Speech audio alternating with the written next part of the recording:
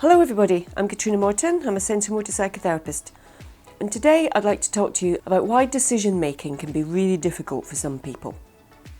But before I jump into it, if you're enjoying these videos, can you give us a like and subscribe to our channel, because it really helps us to get our message out, get our stuff out, so that we can help as many of you as possible.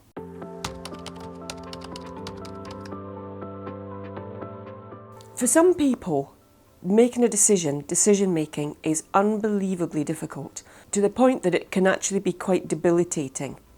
That the whole process of making a decision, from little things to big things, is quite a torturous thing. They get really stuck in, am I making the right decision? What if I make the wrong decision? And there's things that really influence that, and things from our past that have made that actually a much bigger deal than it needs to be. If we have an ambivalent attachment style, which means that things were great at some point and then maybe there's been a rupture, there's been a big change in things. So we've had the experience of maybe not seeing something coming, and something that has a really big impact on our life. Or it can be getting our needs met sometimes and then not getting them other times. That attachment style means that you've always got a sense that something can go wrong. And when we're little, we always believe that somehow it's something to do with us. And so we have this impending sense of doom often, or an inability to actually do something, just settle with it and be absolutely fine with it.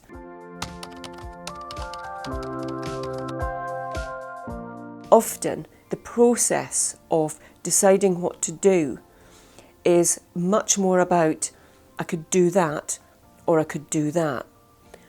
If we're putting all our effort and our thought into all the things that could go wrong that surround that thing, and then all the things that can go wrong and surround that thing, we're very outcome focused.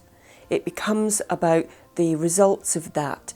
What if that's not right? What if something goes wrong? What if I make a mistake? What if that decision's actually the better decision, the better choice to make? And we can go backwards and forwards between those two, thinking of more and more reasons why both of these things can be really problematic, and end up not doing any of them. So people that really struggle with decision making, they tend to do less than other people, because the inability to choose between one thing or another and to trust that that one's the right thing. And for some people, even once they've made that, right, I'm going to do that, I've made my choice, I've made my decision, constantly worrying about, what if that one was the right one? So it makes it almost impossible to just invest in and enjoy or be comfortable with the decision that we've made. And this sense of something that can always go wrong, or something unexpected will happen, will have come from, growing up experiences that we've had. If our carers or anybody that's had a lot of influence over us have been very overcritical or very over-involved in every decision that we make, or they themselves have done but what if, then it makes it really hard to trust in ourselves, to take that responsibility for ourselves, to be comfortable that maybe it doesn't even matter if that's the right decision or that's the right decision. This is the one I've made, I'm going to be really comfortable with it, and I don't care what anybody else thinks. If that's not been the case when you were growing up, then that's self-doubting. Or if you've made a decision and then something's gone wrong, if we've had quite severe consequences for that, or a lot of criticism because of that, then that fear of getting it wrong is really ever present, and it carries a lot of weight to it.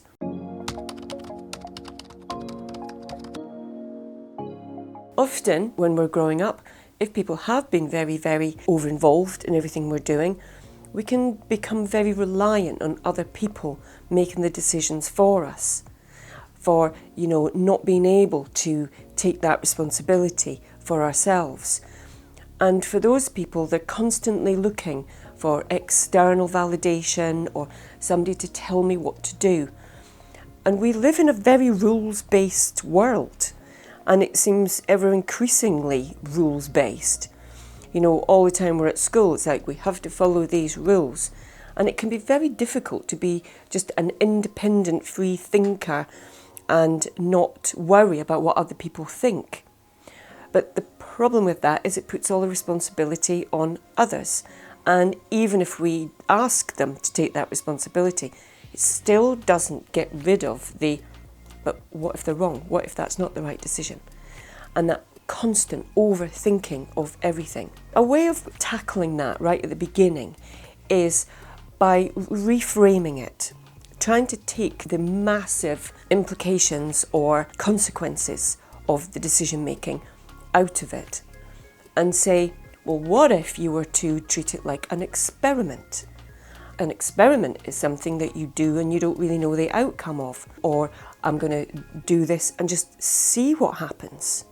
Not make a decision on trying to take the weight of, is it the right thing or is it the wrong thing out of it? The bit that's missing of that is the validation for yourself, the responsibility for whatever happens being mine and I'm comfortable with it, a sense of, well, whatever happens, I'll be able to cope with that. If we try and take the heat out of it and say, okay, well, how about we just do that one and say, I wonder what happens.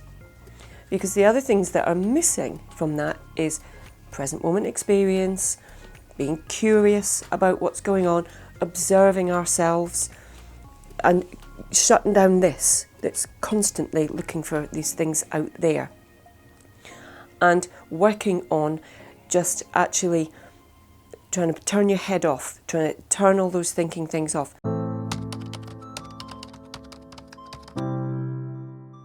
The beauty of being aware and being really connected to your body and all your curiosity being in here is that we can't multitask. It automatically shuts down your brain if all your awareness is in here instead of thinking all the time. And so there's lots of different ways of bringing awareness to the body. We can count when we breathe. We can breathe one nostril at a time. It's really hard to think when you're doing that because it's interrupting the way that you normally breathe. You'll still breathe, but it's a completely different process. Using things that you know will shut your mind down.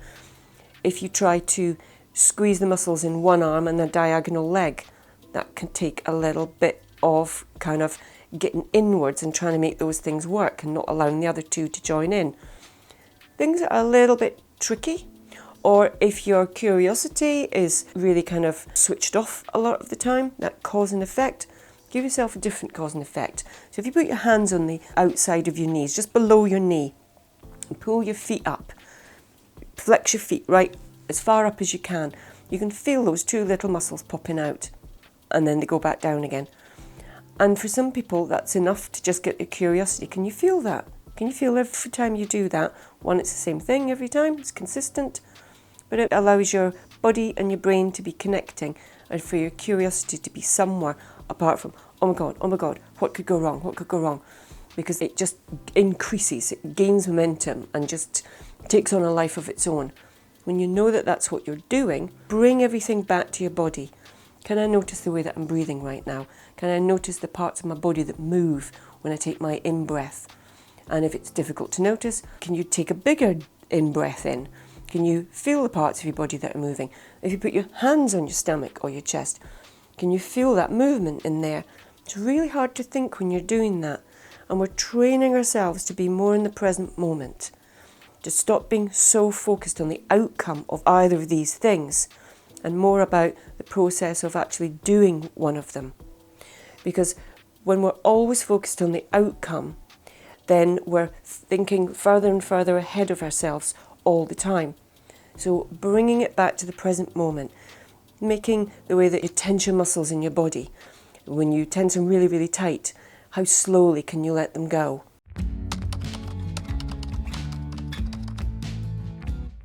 So make this your place of observation and curiosity instead of out there over-analysing everything. And what you'll find is it does make that decision making a little bit, take the heat out of it if you make it an experiment, or just to make it something that, oh, I don't know, but I'm going to see what happens when I do that one, then that reframing, taking the importance of getting it right or wrong out, becomes a little bit less pressurised and a little bit easier. So if you can relate to that, if that sounds a bit like you, then just try some of the things that I've mentioned. Just give it a go, make it an experiment, see what happens. You can't get anything wrong doing body work, it is just what it is. So if you've found this helpful, useful, then give us a like, subscribe to our channel, and I look forward to seeing you again very soon. Okay, thanks, bye.